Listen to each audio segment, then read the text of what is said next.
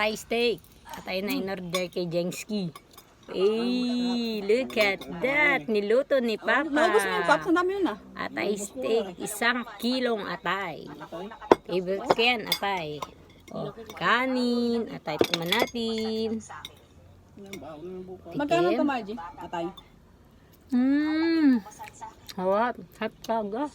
Ay, baby. Harap, hapsag.